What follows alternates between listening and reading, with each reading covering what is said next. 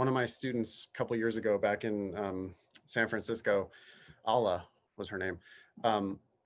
She said in class one day, she said, I learned to think about it. I learned to think about it as the passage is a collection of all the right answers. And I was like, oh, damn, that's a very good way of thinking about it. If you realize that that's what you're reading is all of the correct answers to the questions that you're about to have to answer, maybe you'll read the passage a little bit more carefully.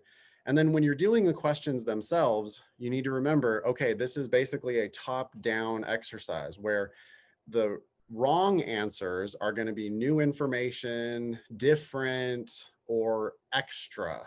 Like they almost said this, but I'm going to turn the volume up too high. That's a really good way for them to write wrong answers on top-down questions. They have to write 4 wrong answers for every right answer on the test, right? There's 5 answer choices, only one of them's right. So they have to write a lot of wrong answer choices. Imagine how easy it is for them to write an attractive wrong answer by putting something that is basically correct, like it was in the passage, the topic was in the passage, the words were in the passage, but then they just turn up the volume on the meaning a little stronger than what the passage actually said. So for example, the passage is talking about one way that we might be able to cure unemployment. The answer choice, the wrong answer choice, talks about that one way of fixing unemployment. But instead of saying one way, it says the best way, or it says the only way, or it says the most important way. It might say the primary way. It might say the first thing we should do. And all of those answer choices are, you know, hey, they were talking about the problem of unemployment and they did talk about one solution to unemployment. So they're attractive, wrong answers. They are wrong though, because they're extra. So when you're doing any top-down question, must be true questions, supported questions, reasoning questions, necessary assumption questions, when you're doing any of those questions, and almost every question on the reading comp, always just be in that top-down, must be true mindset where you're not going to pick answers that are extra or different, right? You'd rather have an answer that's less than what the passage said. So let me reverse this to talk about the correct answer. My example was, again, a reading comprehension passage talks about unemployment and one way that we might be able to cure unemployment. But let's say the passage actually talks about the best way. Let's say the passage goes on and on and on and says, this is the best way.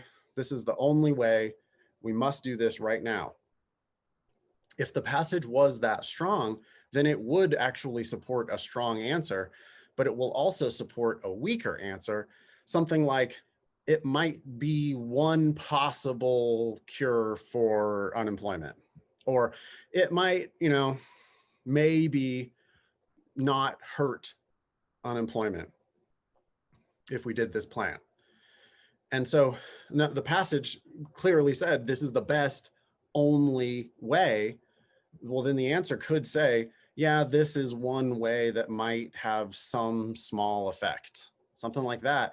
It's less than the passage actually justified, and that's totally fine on a top-down question. Top-down questions tend to prefer weaker answers because it's easier to prove something weak.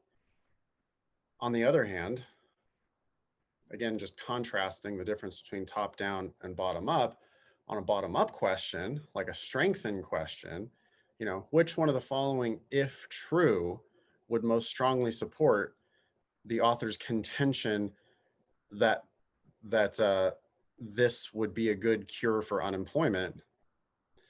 If that was the question, we would actually prefer a stronger answer, because a stronger answer is more likely to do something to the argument.